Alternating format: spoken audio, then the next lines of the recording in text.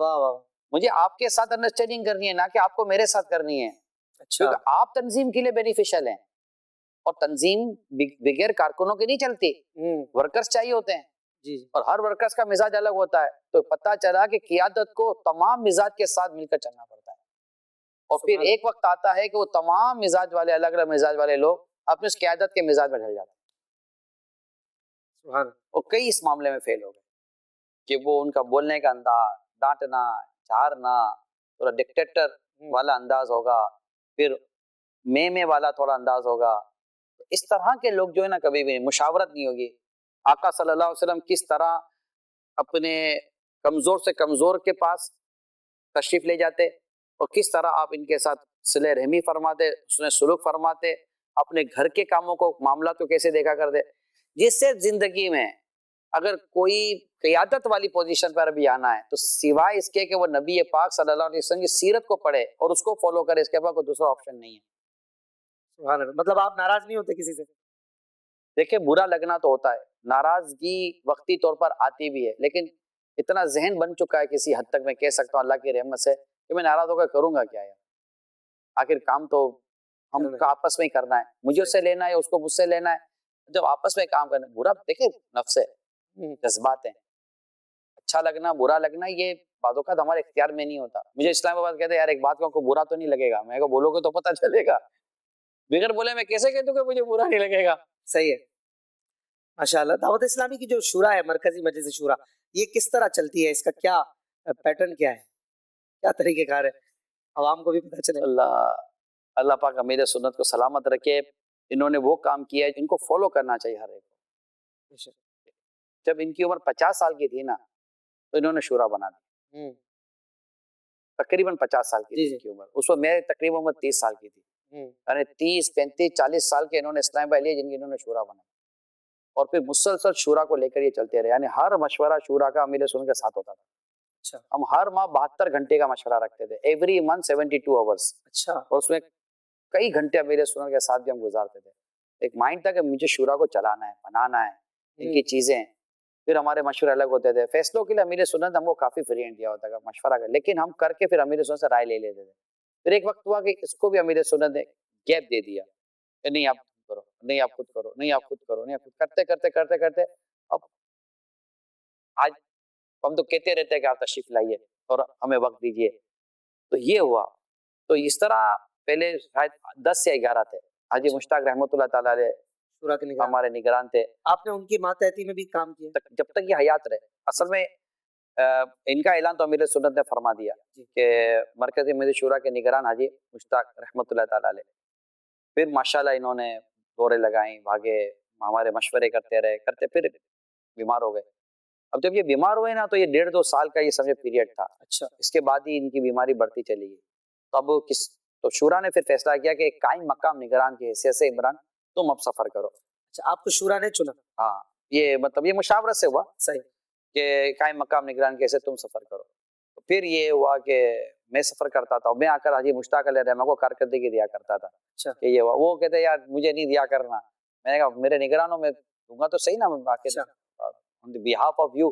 सही। फिर उसके बाद वो इंतकाल फरमा गए, अल्लाह इनको गरी के रहमत फरमाए। तो फिर अमीर सुन्नत से शुरा ने राब्ता किया कि अब नया निगरान कौन था। अमीर से फरमाया कि अब मैं नहीं बनाऊंगा, मैंने पहला बना दिया। अच्छा। अब शुरा फैसला करे। तो फिर यूं शुरा ने फैसला किया और हाजी मुश्ताक रहमतुल्लाह ताला अलैह के स्वयं में अमीर सुन्नत ने ऐलान किया कि ये मुझे नाम आया है। यूं तय शुरा ने किया, अमीर सुन्नत ने ऐलान किया, स्वयं ऐलान किया। हाजी मुश्ताक रहमतुल्लाह अलैह को एज रुकने शुरा आपने बतौर निगरान शुरा कैसा पाया? शफीक थे, नरम थे, करीम थे। अच्छा। मतलब गुस्सा ना होने के बराबर आप कह सकते हैं। वो जलाली तबीयत टाइप की चीज थी नहीं। और कम ऐसे अवामी लीडर होते हैं जिनसे अवाम खुश होती है जी। और नात खान से खुश रहना कि डेट मिले तब भी खुश, डेट ना मिले तब भी खुश। अब आप बताओ, बड़ी बात। हाजी मुश्ताक अलैह रहमान की तबीयत ये थी, हाजी इशफाक हम बैठे होते, मैंने तो देखा है जब कंजुल इमर मस्जिद में इमामत करते तो नीचे इनका हुजरा होता तो हम कभी बैठे होते थे, शुरा नहीं थी। तो कोई आगे इनसे वक्त मांगता ना, अब ये वक्त ना देने, अब वक्त नहीं दे सकते थे। अरे भाई आप आ गए, अरे आपकी तो ये महफिल है, अब मैं क्या करूं, मैंने तो ये डेट दे दी है, ये देखे डायरी में डेट लिखी हुई है, अब मैं इनको कैसे मना कर सकता हूँ।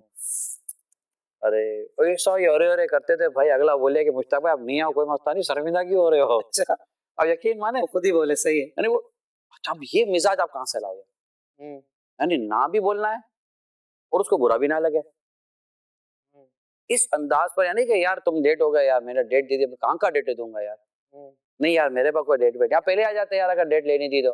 ऐसे तो इनके मिजाज में चीजें थी नहीं। माशाल्लाह। अब आप समझिए कैसे निगरान होंगे हमारे। सुभान अल्लाह।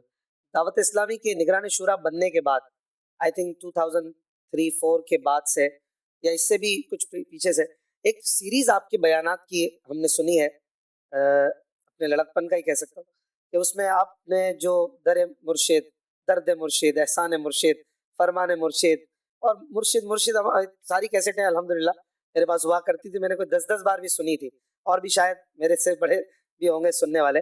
ऐसा वो क्या अचानक एक ट्रांजैक्शन थी, और ये सीरीज की क्या वजूहत थी, कुछ जो आप दर्द दिल बयान फरमा सके, कि शायद इस जनरेशन ने आपको बहुत अलग देखा है, मेरा ख्याल है वो एक अलग ट्रांजैक्शन पीरियड था जिसका लुत्फ जो है वो अब हम माजी में झांक के ही देख सकते हैं। मुझे याद पता शायद पहला बयान इस सीरीज का था फैजान मुर्शिद, अगर था तो, या पता नहीं कौन सा था। जी जी हम लाहौर में पहुंचे थे, हाजी अशफाक काना नौ लाहौर फैजान मदीना, मेरा बयान था, हाजी शाहिद मेरे साथ थे, बयान तैयार नहीं था, शाहिद भाई क्या बयान करेंगे यार।